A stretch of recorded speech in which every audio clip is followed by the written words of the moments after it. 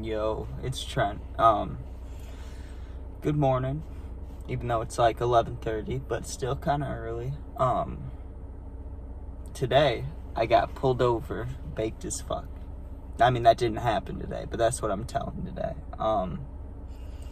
This was recently, actually. This was right when I came back to Illinois, so like 2 months ago, whenever, or when I was visiting. So normally, right, I smoke every day. I smoke a cart or blunts or something like that. Like, it's rare I get to hit a bong. When I lived in Florida, there was a bong there. So, like, I had them for a little bit. But you know what I mean? Usually it's just blunts or carts. So, when I see this friend that I saw that day, he usually has dabs. And don't get me wrong, I love dabs, but I get high as fuck. Like, I have a tolerance, but not that big. Like, it hits me and I'm like, fuck, I'm stoned, you know? So I went over there probably, let's say like 8 p.m. And we hung out for hours. We were taking dabs in the basement for a while, and then we went back out to my car to listen to music, right? And we're sitting there talking about life, you know, when you're with the boys and you're just like, fuck, just talk about shit, you know? So we were doing that, and his house is only like 5 to 7 minutes away from mine. And I'm high as fuck because we just took dabs and now we're smoking the bowl and we just keep packing it, you know, because we're talking and playing music, switching off, whatever. And eventually it gets a little later. It's like 11:30. He's like, yo, at 12 I gotta go back in. And I'm like, all good, I can dip, you know. But I was a little nervous about my driving skills because I have driven high, not good, not smart, but you know, it's capable of doing it. But when you drive baked, when you're like top tier high, like cottonmouth, like your whole, not personality's changed, but your perspective, you know, you look at everything, you're like, oh, it's different. I was like that, and I was like, fuck, I gotta leave. So I start driving, and it's like, when you're first leaving, it's like 40 miles an hour maybe. I was going like 20, 25, like just high as fuck. Like I was sitting here, I had my hand on the thing, I'm sitting there like, just trying to manage, you know, just trying to get home. And you don't really have to go on any main roads until it's like you go through this little private road, get to a stoplight, and then it's all main roads until home.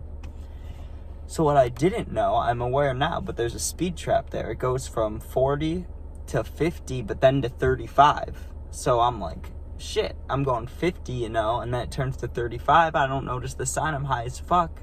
I get lit up, you know. They're like, pull over. I'm like, fuck.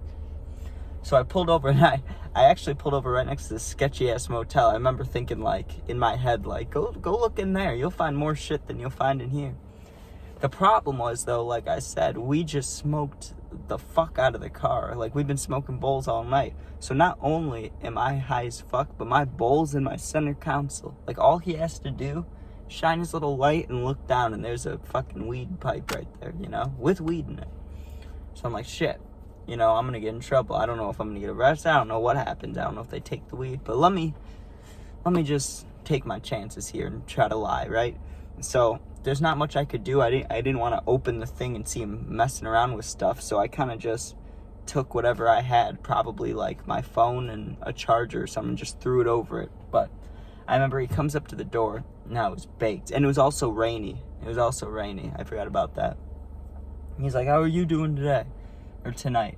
I'm like, I'm good. I'm just trying to get home. I'm really tired. I lied to him straight up. I was like, I just got back to Illinois a few days ago. I haven't really got my sleep schedule right.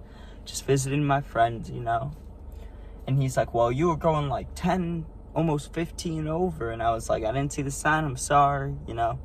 He's like, you know, you can really get in trouble for that. You need to be safe.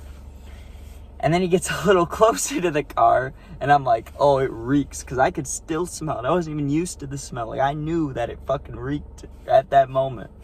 And I'm sitting there, like, anxious as fuck, and he's like, give me your license, registration, whatever. I give it to him. He's like, I'll be back. So he walks away, and you know how cops just fuck with you? That's what I think he was doing, because he took, like, 10 to 15 minutes. And when he came back, I was less high. Still baked, but less high, you know?